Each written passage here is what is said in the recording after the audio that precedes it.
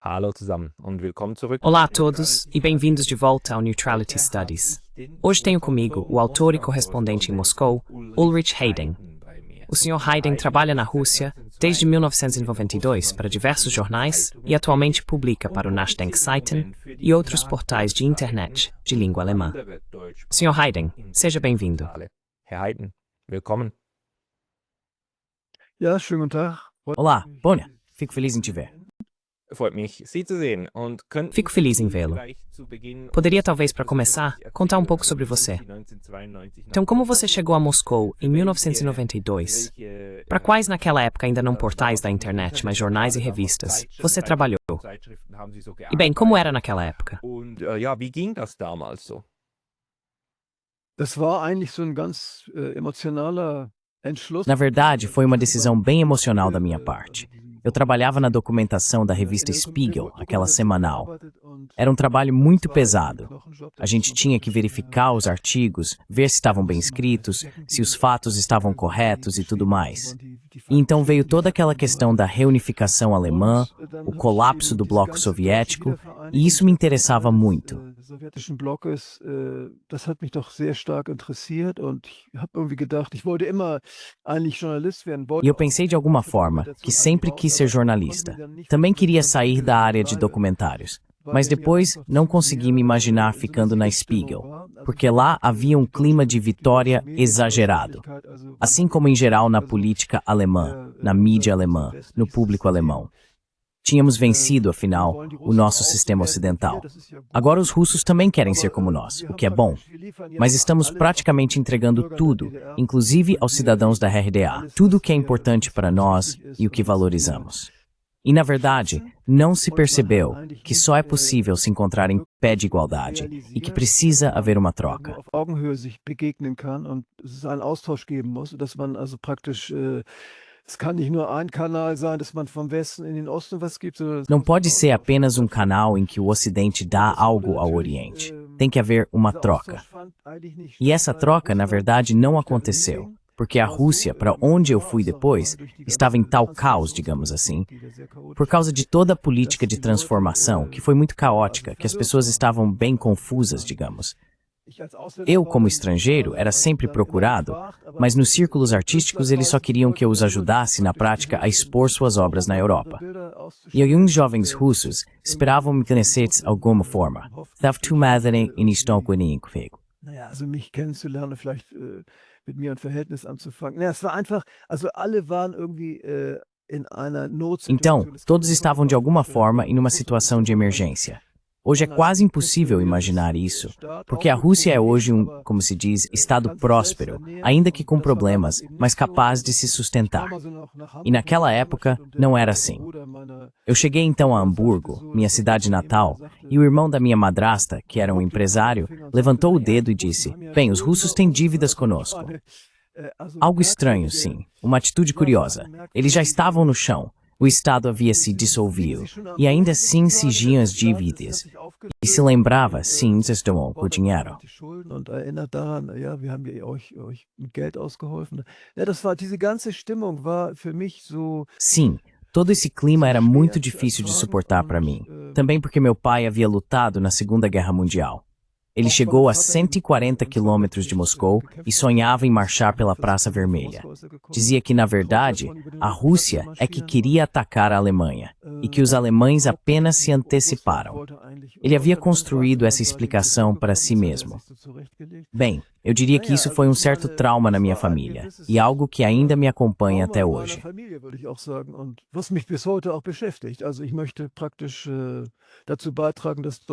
Quero contribuir, de forma prática, para que alemães e russos, ou russos e europeus, convivam de maneira normal e pacífica. E tento apoiar isso de alguma forma por meio do trabalho jornalístico. Comecei a trabalhar como colaborador freelancer no jornal TESS. Havia mais 2 colegas, também de Berlim. Depois trabalhei para o Tagesspiegel entre 1999 e 2000, para o Rheinischer Merkur e também bastante para Deutschlandfunk. Lá fiz reportagens sobre regiões russas. Havia uma grande demanda por matérias vindas da Rússia.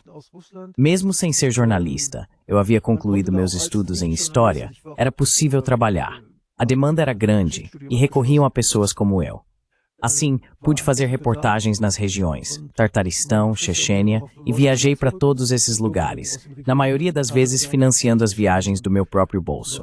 Bin ich hingefahren und meistens auch sogar selbst finanziert. Ich habe nur Honorar gekriegt für den Radiobeitrag, den ich geliefert habe. Recebi apenas o cachê pelo programa de rádio que entreguei. Mas tudo o que vivi me entusiasmou. Mesmo o fato de que havia guerra na Chechênia, de que os russos lutavam pela sobrevivência, de que muitas pessoas praticamente haviam perdido o emprego e de que a Rússia não tinha um verdadeiro plano para o futuro. Nada disso me desanimou. O que realmente me cativou foi o modo de vida russo, a emotividade dos russos, sua proximidade, a forte ligação com a própria cultura, com a música e também com a música clássica em Moscou, onde eu sempre ia a concertos. Klassische Musik in Moskau, wo ich immer in Konzerte gegangen bin. Ja, es gab eben sehr viel sinnliche. Houve muitas experiências sensoriais que me fizeram ficar aqui. Quando eu viajava para a Alemanha, contava tudo isso aos meus amigos. No começo, eles achavam bem interessante e empolgante, mas depois acabou ficando meio entediante. Bem, é preciso vivenciar a Rússia pessoalmente. É difícil transmitir isso apenas em relatos. Ainda assim, continuo achando bom viver aqui, apesar da grande limitação que tenho agora. Por exemplo, hoje em dia, tenho dificuldade para acessar meu dinheiro na Alemanha, porque meu banco alemão não quer colaborar. Enfim, é assim que as coisas estão. Ja, also eben die Beziehung. Sim, bem, as relações estão tão ruins como raramente estiveram antes. Mas que elas... Eu preciso dizer mais uma coisa. Minha avó materna também é alemã. E o irmão dela, ou seja, meu tio-avô, morreu na frente oriental lutando pela SS. O pai dela voltou, pelo que eu entendo. E como o senhor viveu isso como filho? Ou seja, as histórias do pai sobre a guerra do lado dos nazistas contra a União Soviética. Den Krieg auf der Seite der Nazis gegen die Sowjetunion. Ja, das war eigentlich, ich meine, das müssen Sie sich so vorstellen, Sim, na verdade foi assim. Quero dizer, imagine a cena. Estávamos sentados, à mesa do café da manhã de domingo, tudo muito bem servido, um clima festivo. E então, de repente, ele começava a falar, a contar sobre certas dificuldades. Nós tínhamos, sei lá, 7, 8 ou 10 anos, minhas duas irmãs e eu, e aquilo simplesmente caía sobre nós como uma chuva de gelo. Foi algo muito opressivo. Quero dizer, nem sei bem, eu sentia pena dele. Provavelmente sim, mas por outro lado, fui criado da fé cristã, e todo aquele entusiasmo pela guerra que eu percebia nele, ainda presente, ele não tinha nenhum distanciamento em relação a isso.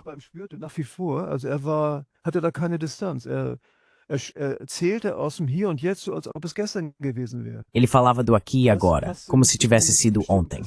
Isso não combinava com certos valores cristãos com os quais fomos criados, de que não se deve matar, de que é preciso respeitar os outros, e assim por diante. Era uma contradição total, e acho que saí da igreja aos 16 anos justamente porque esse conflito me incomodava. Depois disso, tornei-me de esquerda, até mesmo comunista. Mas acredito que até hoje mantenho esses valores cristãos, e me pergunto, como a alma de um soldado alemão conseguia lidar com isso? Como essas coisas podiam coexistir?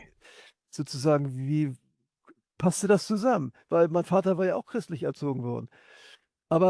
Porque meu pai também tinha sido criado como cristão. Mas então percebi, li cartas, por exemplo, da minha madrasta, em que ela dizia que meu pai tinha fantasias sádicas em relação aos judeus. E depois, em conversas com ele, percebi que ele praticamente tinha uma aversão extrema aos judeus. E na nossa mesa de café da manhã, quando nós crianças fazíamos barulho, minha mãe dizia, está barulhento aqui como numa escola judaica. Quero dizer, é preciso imaginar isso. É antes de 80, ou seja, nos anos 60. Mas isso era considerado normal.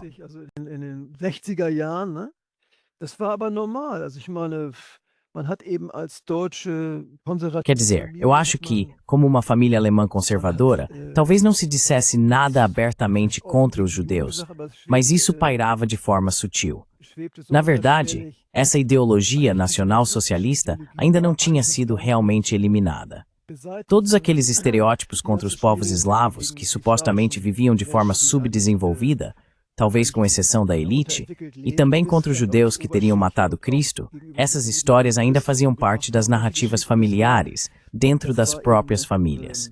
E na verdade não se podia falar sobre isso, porque havia também um medo de sequer tocar nesse assunto. Es war eine Angst, auch darüber zu sprechen. Ich habe dann also angefangen, linke Zeitung zu lesen, habe dann meinen Vater. Então comecei a ler jornais de esquerda e confrontei meu pai, dizendo que tinha lido um artigo afirmando que o grande capital alemão havia financiado Hitler.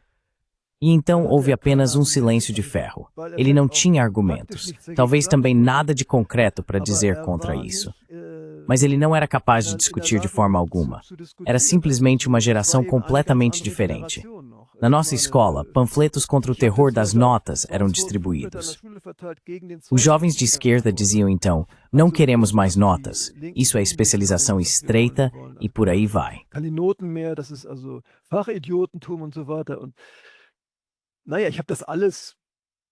Bem, eu fiz tudo isso, porque para mim era uma forma de escapar daquele mundo conservador. E então ele disse, sim, sempre haverá boletins, sempre haverá notas. Talvez ele até tivesse razão, mas ele não conseguia manter esse diálogo. E ele era soldado, ainda era soldado. E esse jeito militar dele, isso me assustava, me repelia. Hoje, aos 71 anos, eu digo que, claro, isso também me causa pena, porque ele cresceu aos 19 anos na época de Hitler. Ele morava em Hanover. A rua inteira pendurava bandeiras com a suástica nas janelas. E os jovens zombavam dele, porque na casa dele ia nenhuma bandeira com a suástica.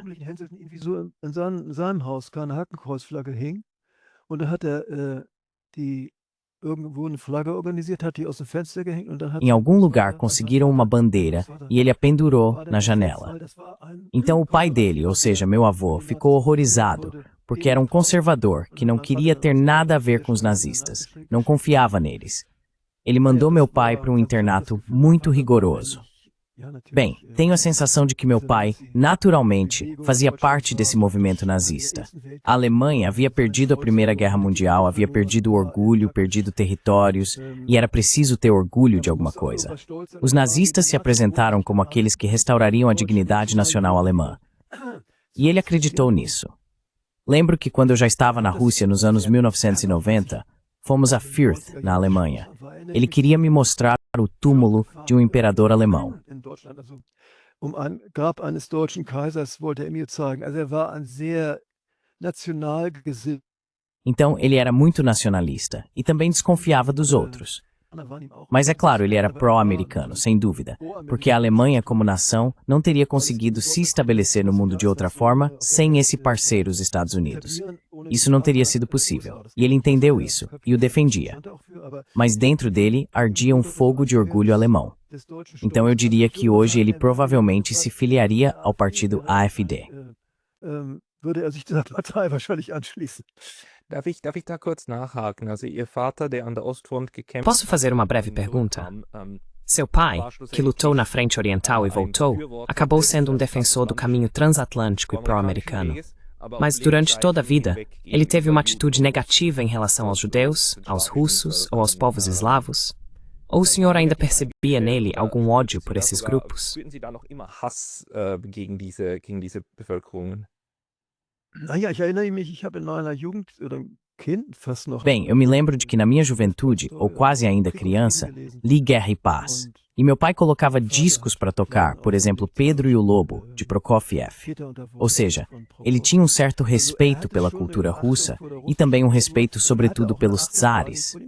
E ele também sabia que na prática havia alemães, afinal também houve czares, como Catarina, a Grande, e outros que ocuparam o trono da Rússia e eram de origem alemã. Ele tinha consciência de tudo isso, mas acreditava que a Alemanha, de alguma forma, tinha direitos especiais na Rússia. Hatte in Russland, träumte eben von diesem deutschen Bauern. Ele sonhava justamente com aquele fazendeiro alemão que cultivava grandes extensões de terra na Rússia. E provavelmente havia a ideia de que os russos não conseguiam fazer isso sozinhos, de que eram de alguma forma subdesenvolvidos.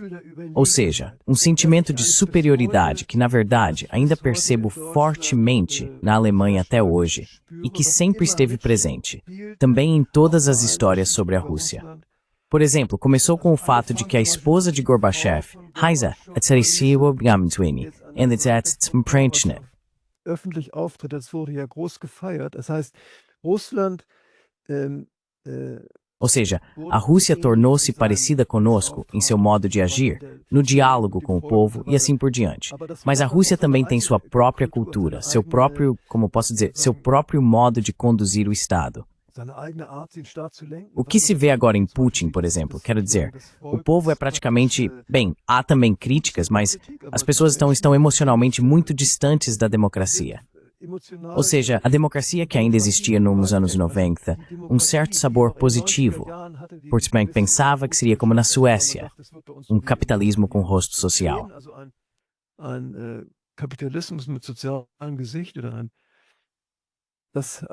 Isso acabou se dissolvendo por causa das experiências negativas dos anos 1990. Mas o problema da superioridade, o sentimento de superioridade, me parece ser o maior problema na relação entre a Alemanha e a Rússia, algo que os russos absolutamente não têm.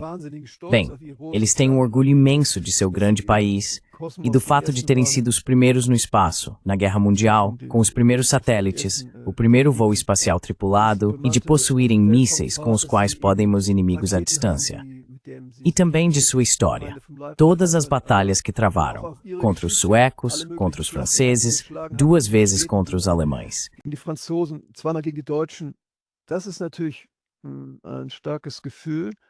É claro que esse é um sentimento muito forte, que, na minha opinião, também deveria ser transmitido na Alemanha, principalmente pelos meios de comunicação. Entre os alemães instruídos, pelo menos na geração do meu pai, isso ainda existe, tudo isso que acabei de mencionar. Mas essa nova geração, como Baerbock, Habeck, Kiesewetter e todos os outros, são pessoas que aparentemente cresceram consumindo literatura histórica leve e assistindo à televisão de Guido Knopp sobre Hitler. Não há mais um trabalho analítico. É apenas uma enxurrada de belas imagens, de coisas fáceis de explicar, que sempre nos apresentam como europeus, como os verdadeiramente normais, por assim dizer, os superiores.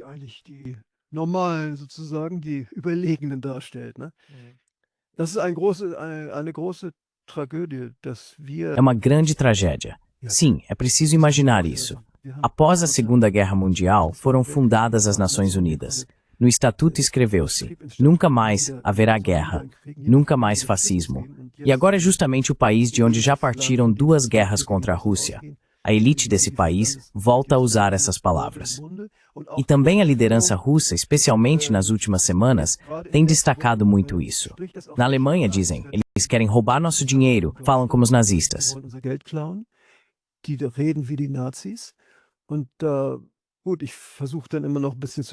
E então, bem, eu ainda tento fazer uma certa distinção, porque afinal de contas, não há campos de concentração, nem tropas de assalto marchando pelas ruas da Alemanha. Mas quero dizer, é difícil argumentar.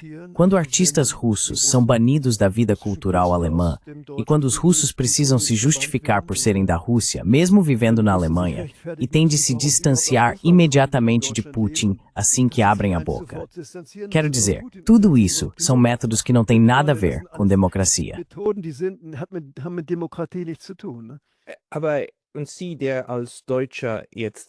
Mas o senhor, que como alemão vive há mais de 30 anos na Rússia, justamente agora, em 2025, enfrenta hostilidades semelhantes por parte dos russos contra os alemães? Ou o que acontece com o senhor? Como o tratam no dia a dia por ser alemão? Porque eu sei que na Alemanha e na Suíça, os russos estão sendo tratados de forma realmente terrível. 2 dos meus primos são casados com russas, e ambos dizem que o tratamento que elas recebem, as mulheres, não é nada agradável neste momento. Elas são hostilizadas, insultadas, praticamente responsabilizadas, se não de forma explícita, então implícita. Como é para o senhor?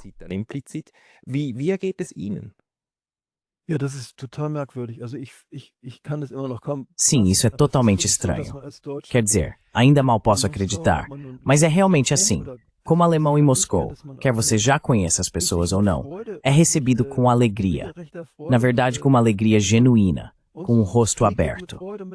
Os jovens, assim que ouvem um sotaque estrangeiro no russo, imediatamente se iluminam e começam a falar comigo em inglês. Percebo que eles têm vontade de falar inglês, e alguns poucos também sabem um pouco de alemão. Então, isso acontece na hora. Eles logo dizem suas primeiras palavras, Guten Tag ou Danke, bitte, e assim por diante. Guten Tag oder Danke, bitte und so weiter. Ja, das ist wirklich sehr berührend, weil Sim, isso é realmente muito comovente, porque dá para perceber que esses jovens, na verdade, não têm nada contra a Europa. Um ano atrás, encontrei uma turma de formandos na rua e perguntei, para onde vocês querem ir depois da escola? Onde querem fazer o estágio? Querem ir para a Sibéria construir as novas grandes fábricas lá? Os primeiros logo gritaram, Europa, Europa, e assim por diante. Então pensei, o que está acontecendo aqui? Hoje se sabe que nas escolas de Moscou, ou, de modo geral, nas escolas russas, há uma cerimônia semanal. Canta-se o hino nacional e a bandeira russa. Wird die Nationalhymne gesungen, wird die russische Fahne hochgezogen. Also das ist nach 22 eine neue. Então é assim, depois de 2022, surgiu um novo estilo. Mas isso não afeta negativamente os alemães, porque a mídia e os políticos russos não falam mal dos alemães, e sim apenas de políticos específicos, von der Leyen, Pistorius e assim por diante. E aí mencionam nomes de família concretos, dizendo algo como, pois é, talvez os pais deles também tenham lutado contra nós, e talvez seja por isso que agora querem isso de novo, e assim por diante, né? Mas também há pessoas que conheço há mais tempo, que me encontram nas danças de tango. Elas ficam muito felizes e querem conversar comigo. Freuen sich sehr und wollen mit mir sprechen und einer sagte, ja, er sei Arzt, er war gerade jetzt. Um deles disse que era médico, estava justamente fazendo um curso e comentou, não posso dar uma entrevista com você. Não, de jeito nenhum, isso não dá. Nem os russos podem fazer isso. E assim por diante. Bem, é uma troca bem descontraída, e eu tenho a sensação de que é como entre irmãos e irmãs, mais ou menos assim. Mas o fato de eu ser alemão é, na verdade, quer dizer, não é que eu sempre concorde com os russos, não é isso. Eles também sabem que eu critico muitas coisas, e que pelo meu modo de vida, pela minha aparência, pela forma como me comunico, isso difere em alguns aspectos dos russos, e eles acham isso de certo modo interessante. Então, eu sou praticamente um enriquecimento para as diferenças.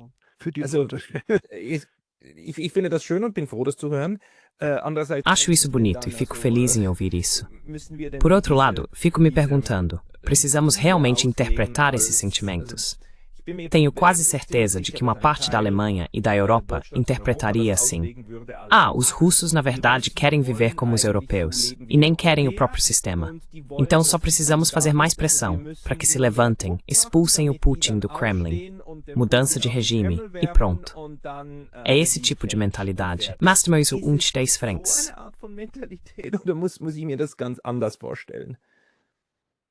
Das könnte man natürlich so interpretieren, aber das ist, É claro que se poderia interpretar assim, mas isso está errado. É simples. Em uma situação de guerra, e eu também percebo isso ao mesmo tempo, as pessoas, apesar de todo o respeito pela Alemanha, pelas conquistas técnicas alemãs, pela economia que até pouco tempo atrás funcionava bem e era extraordinária e exemplar, também tem naturalmente um sentimento nacional que, em tempos de guerra, cresce de forma repentina. As pessoas simplesmente sentem. Sim, eles claramente não nos querem, querem realmente nos atacar e assim por diante. Então não há outra opção a não ser se defender e se unir. E é por isso que agora não há protestos na Rússia.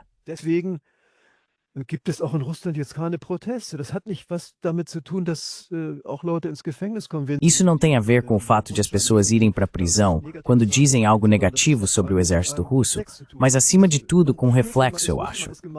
A pessoa sente, é russa, é vista como russa e não há saída. É preciso de algum modo permanecer unido. Além disso, é assim. Quando você anda por Moscou, é meio louco, ouve música americana em cada esquina, nos saguões de hotéis ou centros esportivos. Até mesmo as inscrições dos estabelecimentos, como Food Market ou Food Store, são incorporadas ao russo, sem palavras. Ins Russische so übernommen, als neues Wort. Então, desde 2014 e 2022, não houve uma limpeza linguística em todo o setor de consumo. Os jovens se vestem de forma totalmente atual, seguindo padrões ocidentais, digamos assim, que continuam vendo no YouTube e nos filmes. E claro, todos os filmes de Hollywood ainda são exibidos aqui pelo YouTube, ainda podem ser vistos lá. E há todos esses, como dizer, heróis. Também na forma de se vestir. Muitas palavras do inglês foram incorporadas ao idioma russo.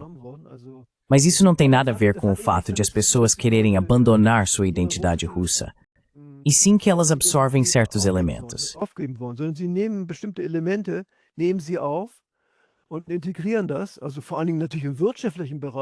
E integram isso, principalmente, é claro, na área econômica. Toda a digitalização, todo o marketing na Rússia estão em um nível altíssimo, na minha opinião. A Rússia não precisa se esconder nisso. E eles integram isso. E essa é, na verdade, uma grande característica russa. Eles simplesmente integram as coisas. Então se tem a sensação de que aquilo é algo russo. Antigamente, os russos dirigiam Audi, Mercedes, Porsche e agora dirigem carros chineses. Isso é visto como algo normal, como se sempre tivesse sido assim. Falta esse sentimento que temos como alemães. Bem, a Mercedes é a nossa marca e assim por diante. E olhamos para as outras marcas de cima, por assim dizer.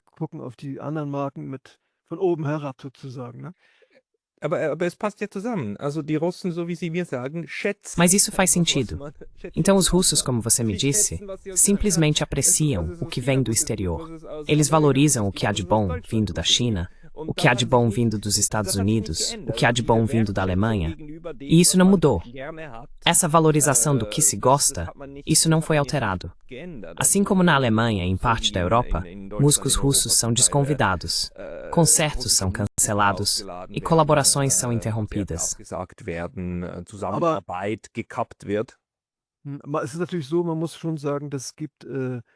É claro que é assim. É preciso dizer que existe uma rejeição muito forte a essa política de gênero. E também uma falta de compreensão sobre o fato de que os homossexuais são tão valorizados e expostos ao público. Para os russos, isso é algo antinatural, e eles rejeitam isso, em todas as correntes políticas, sejam comunistas ou liberais. É praticamente independentemente de como se avalie, como se fosse a Alemanha dos anos 1960, quando os homossexuais precisavam se esconder. Mas os russos não veem isso realmente como um problema.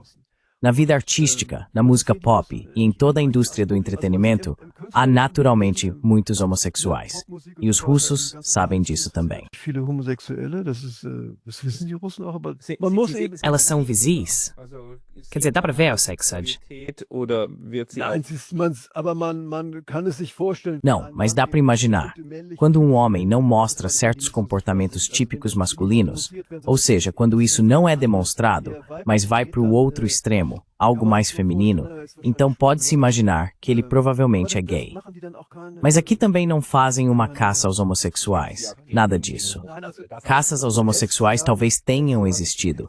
Isso acontece de alguma forma em toda a sociedade. Mas não nesse fenômeno de massa, como foi afirmado pela mídia alemã. Essa ideia de que um homossexual precisa viver escondido sob um tapete na Rússia é totalmente absurda. Claro que aqui também existem bares para homossexuais e coisas do tipo.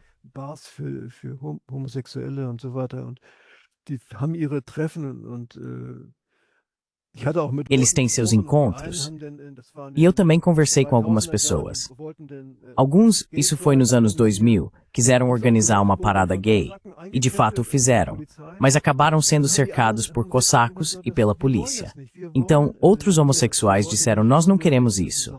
Não queremos confrontar as pessoas daqui desnecessariamente com a nossa causa. Queremos apenas continuar vivendo nossa vida homossexual tranquila e não fazer essas manifestações o tempo todo. E, aliás, Putin também se expressou quase nesse mesmo sentido. Ou seja, nesse aspecto, ele é realmente um liberal de verdade. Dele, portanto, não se ouvem piadas sobre gays ou algo do tipo.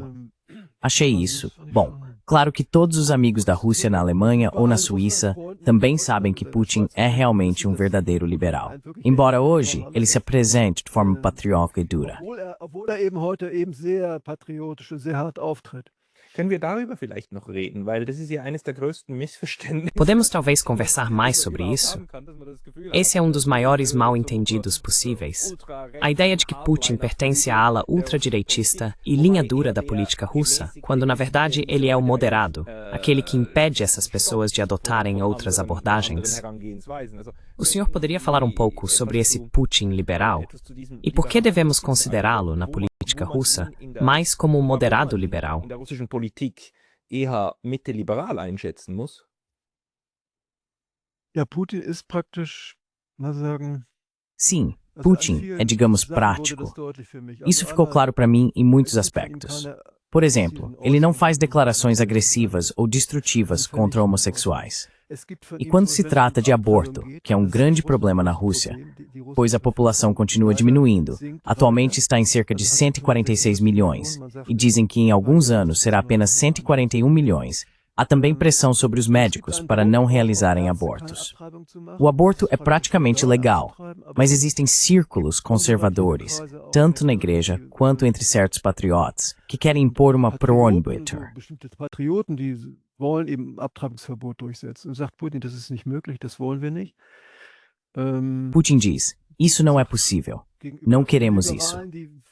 Putin afirma, em resposta aos liberais que exigem que Lenin seja enterrado de forma cristã, e o mais rápido possível, não faremos isso enquanto ainda houver pessoas na Rússia que tenham certo respeito por Lenin.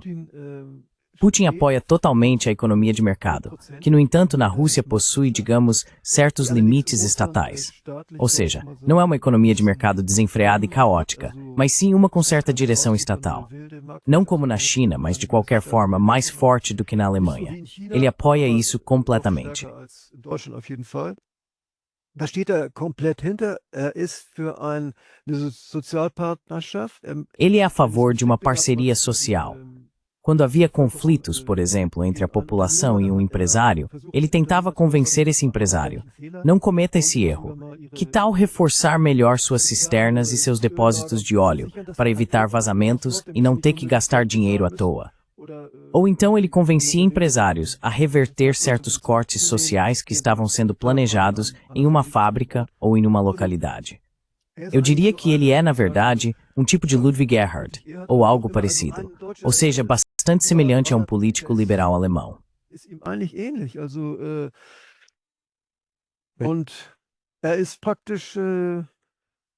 E ele é uma pessoa prática. Por exemplo, quando Ludmila Alexeyevna, a presidente do Comitê de Helsinki, um grupo dissidente com longa tradição desde os anos 1970, faleceu, em algum momento dos anos 2000, ele mesmo foi à cerimônia fúnebre e sentou-se ao lado do caixão. Isso é um costume russo, sentar-se junto ao caixão. Ele também se sentou ali, embora esse grupo de Helsinki tivesse criticado duramente as ditaduras na Rússia e o próprio Putin. Ou seja, ele também buscou diálogo com os liberais. Quando o partido Yabloko foi excluído da Duma russa por não conseguir mais votos suficientes, um partido social-liberal de orientação ocidental que ainda existe hoje, ele declarou publicamente que lamentava o fato de o partido não estar mais representado na Duma. Então, quero dizer, es fosta Putin the monster anymore warning.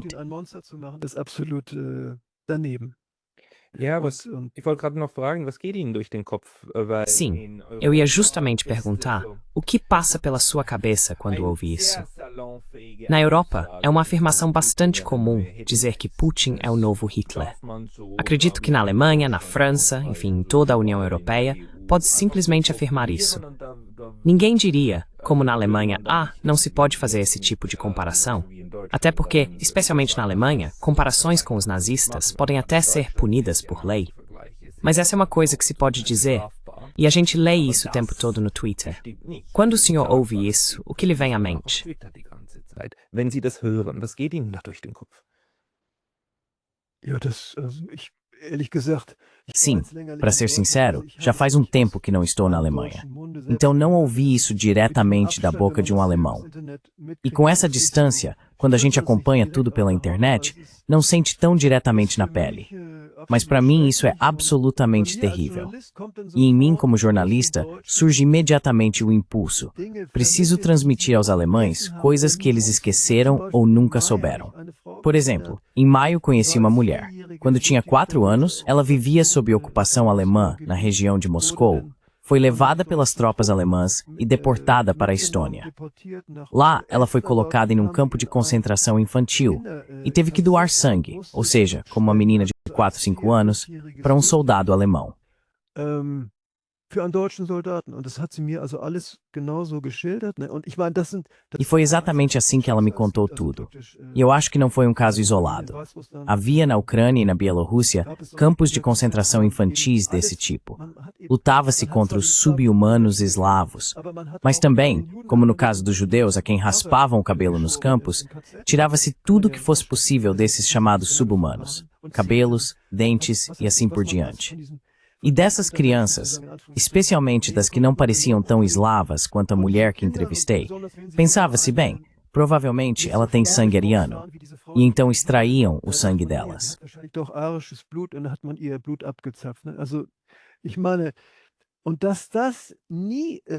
Bem, eu acho que isso na verdade nunca foi tema na mídia alemã. O bloqueio de Leningrado, com 1 milhão de mortos, todos os massacres de civis na União Soviética, com 27 milhões de vítimas, metade delas civis.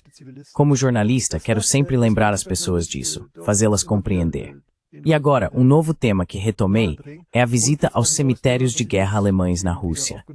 E sim, o simples fato de esses túmulos existirem também não é percebido na Alemanha. Die Existenz dieser Gräber wird in Deutschland auch nicht wahrgenommen. Die Deutsche Kriegsgräberfürsorge auf ihrer Website. A Organização Alemã de Cuidado com os Túmulos de Guerra não coloca isso na página principal do seu site, o que seria o mais lógico, mas o esconde em algum lugar. Seria preciso simplesmente lembrar os alemães. Ei pessoal, 80 anos atrás, 3,8 milhões de soldados alemães morreram em solo russo. Então, vocês querem que isso aconteça de novo? Duvidam que isso volte a ocorrer se marcharem contra a Rússia? E o que vocês querem, afinal? Quero dizer, eu também não sei. Em que ponto se pode alcançar os alemães para que abandonem essa ideia insana de que Putin é o novo Hitler? Acho que é realmente necessário muito trabalho histórico, muita conscientização. E seria preciso tentar fazer com que as pessoas tivessem coragem de ir até seus avós, bisavós, abrir os baús, ler as cartas escritas da frente de batalha e realmente investigar ou escrever uma carta ao escritório da Bundeswehr para descobrir onde exatamente estava o meu pai. Bundeswehramt, wo man feststellen kann, wo war mein Vater eigentlich, welchen Weg hat gegangen, ist gegangen? Que caminho ele seguiu? E então se constata, então ele passou por esse campo de concentração, por esse local de extermínio. Então ele deve ter percebido alguma coisa. Precisamos entender, nós alemães provavelmente vivemos sob um trauma que nunca elaboramos e que agora volta à tona. E isso se manifesta, infelizmente também uma postura crítica em relação a Israel, no fato de que Israel é declarado como algo sagrado. Em vez de começar pela própria história, de investigar com os próprios avós o que realmente aconteceu. Por que meu pai nunca falou sobre isso? E de tentar descobrir por conta própria o que houve ali.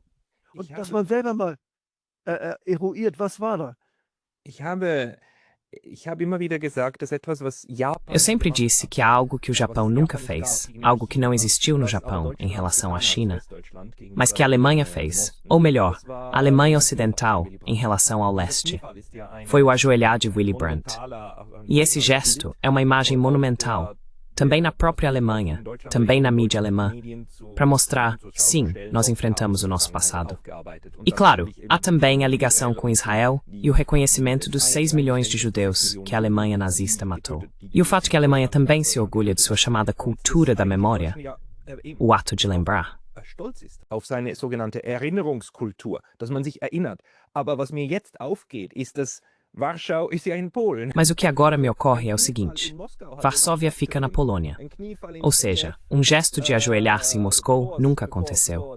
Um gesto de ajoelhar-se em Kiev, antes de a Ucrânia voltar a ser um tema de interesse, também nunca aconteceu. E a reconciliação ocorreu de forma transatlântica, talvez ainda com a Europa Oriental, mas não com a Rússia. Então a Alemanha simplesmente deixou de tomar consciência de sua própria história. Afinal, 27 milhões de cidadãos soviéticos morreram nessa guerra. É um número inimaginável. E hoje, isso não ressoa em lugar nenhum. Qual é a sua impressão sobre como a cultura da memória alemã se relaciona com a questão russa? Ja, also, Sie haben das schon richtig beschrieben. Sim, realmente. Você descreveu isso corretamente. Eu observei tudo com atenção. A cultura da memória foi, na verdade, ativamente combatida. Vou dar um exemplo. Houve um historiador alemão, Hannes Herr, que pesquisou em arquivos da Bielorrússia, reuniu cartas de soldados alemães e fotos, e comprovou que soldados alemães comuns foram testemunhas e, em parte, também cúmplices de crimes contra civis. Ele transformou isso em uma exposição que percorreu a Alemanha de 1995 a 2000. Depois, houve protestos, um enorme clamor entre conservadores e patriotas na Alemanha, porque diziam que aquilo queria difamar o exército e os alemães de modo geral. Die wollen ja unsere Armee und wollen uns als Deutsche irgendwie schlecht machen. Wir seien praktisch Verbrecher. Also, weil die Verausstellung hieß Diziam que éramos praticamente criminosos. Absolutamente. Porque a exposição se chamava Crimes da Wehrmacht. Mas eu quero dizer, esses crimes realmente existiram. E veja, o que realmente faltou foi um acompanhamento estatal, como aconteceu em Israel. Na televisão alemã, em 1969, houve o filme Holocausto, a primeira vez que se viram judeus esqueléticos e vítimas de campos de concentração na TV. 30 anos depois. Isso faltava, e até hoje faltam imagens do bloqueio de Leningrado, dos milhões de mortos lá. Existem filmes que poderiam ser facilmente mostrados, fotos que poderiam ser reconstruídas e exibidas, mas isso não é feito. Aber das wird nicht gemacht. Es wird praktisch über diesen ganzen Krieg im Osten. Sobre toda essa guerra no leste, ainda paira um véu. E se houvesse um trabalho corajoso de revisão histórica, se, por exemplo, houvesse um filme na televisão alemã sobre os crimes cometidos pela Wehrmacht alemã na Frente Oriental, isso naturalmente causaria grandes problemas em muitas famílias e significaria uma enorme tensão emocional, porque seria necessário enfrentar esse passado. Mas isso ajudaria. O Estado deveria apoiar esse processo de superação do trauma por meio de suas instituições culturais e produções cinematográficas. No entanto, se o Estado age como se isso nunca tivesse acontecido e se limita a lidar um pouco com o passado apenas em relação a Israel, isso é praticamente totalmente insuficiente. E sim, também perigoso para a vida. Pois, se um povo não conhece sua própria história, acaba caindo novamente no mesmo buraco, já que todos esses medos que agora existem. Bem, a Rússia é um grande país, o maior do mundo.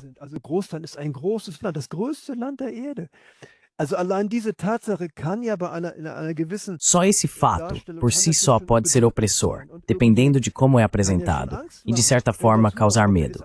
E quando ainda se acrescenta, ele é um ditador, é como Hitler, a oposição está presa e os homossexuais são perseguidos. E Stalin ainda é considerado um herói por muitas pessoas na Rússia. Então tudo isso junto já é suficiente para a psique alemã, para rejeitar a Rússia e dizer, lá não dá para viver, não quero ir para lá. Essas pessoas me parecem perigosas.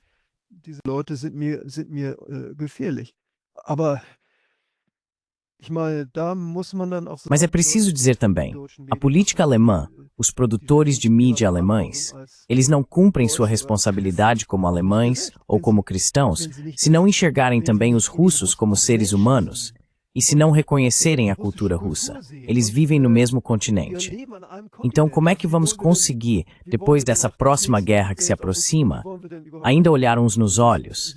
Eles precisam de alguma forma voltar a se aproximar, isso é totalmente claro. E quem não pensa dessa maneira, na verdade não é um político normal. É um fomentador de guerra e uma pessoa que deve ser retirada do cargo, que deve ser retirada na próxima oportunidade. E isso precisa ser feito de qualquer maneira, para salvar a Alemanha, na minha opinião.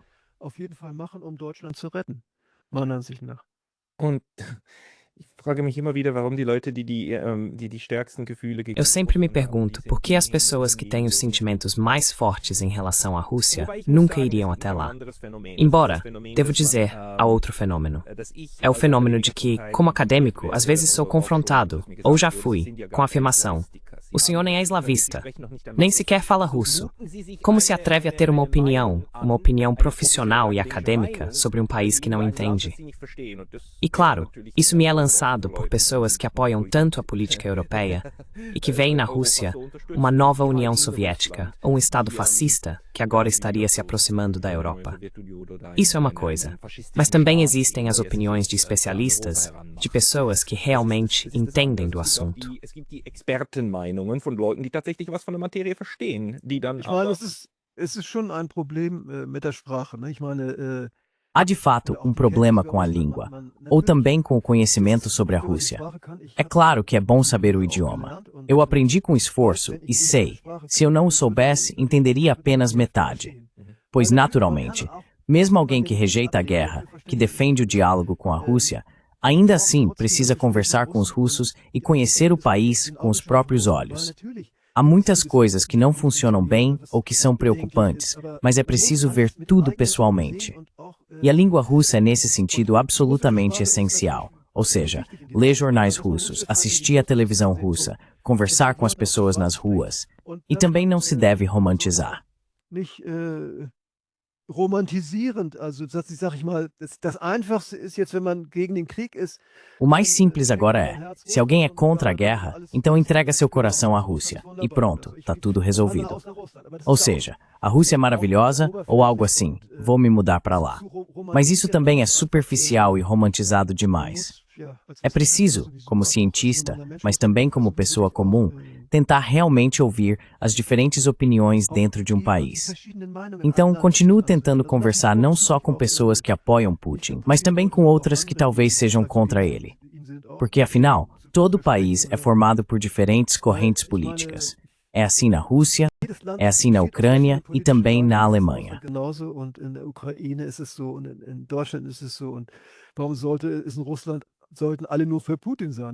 Por que deveria ser assim na Rússia, que todos são a favor de Putin? É claro que também existem opositores de Putin, ou pessoas que se comportam de forma indiferente, que talvez não queiram se expressar publicamente. Mas essas pessoas também fazem parte do povo russo. E eu acho que o próprio Putin é, por assim dizer, alguém que busca unir. Por exemplo, ele trouxe de volta pessoas da imigração após a Revolução Russa e as fez enterrar junto ao muro do Kremlin. Esqueci o nome agora, mas ele disse, eles também são russos, eram monarquistas, mas segundo ele, deveriam estar junto ao muro do Kremlin ou em algum cemitério famoso. Ele é, de certa forma, um unificador dos russos.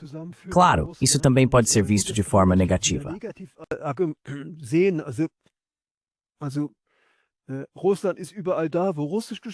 A Rússia está em todos os lugares onde se fala russo. Então, digamos assim, há patriotas ou eslavófilos que dizem a Rússia está em todos os lugares onde se fala russo. E isso é claro. Bem, culturalmente talvez se possa dizer isso, mas territorialmente a Rússia é naturalmente delimitada concretamente por suas fronteiras estatais, e isso deve continuar assim.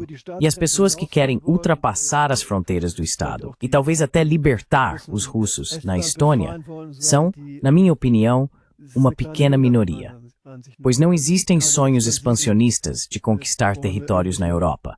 Simplesmente não existem. É claro que há alguns malucos, como em qualquer sociedade, mas na Rússia eles absolutamente não têm voz alguma.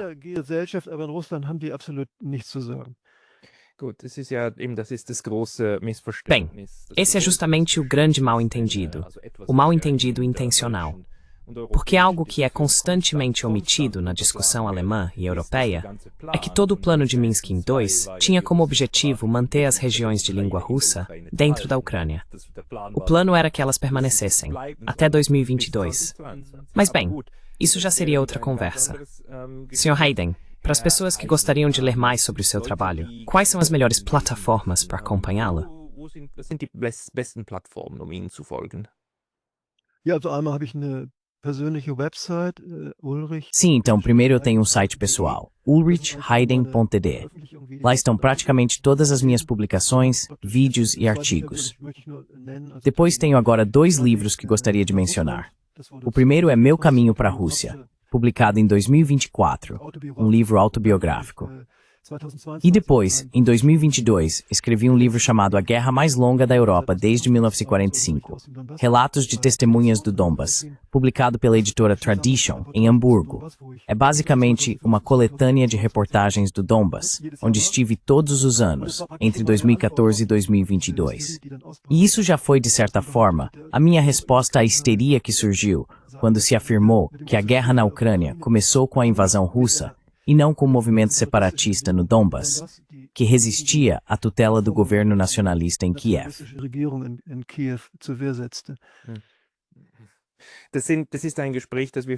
Esta é uma conversa que talvez possamos retomar juntos no novo ano de 2026, porque sua experiência no Donbass é imensa. Mas fico feliz por termos podido falar hoje também sobre o contexto e a percepção da Rússia. Sr. Ulrich Heyding, muito obrigado pelo seu tempo hoje. Sim, muito obrigado também pela conversa.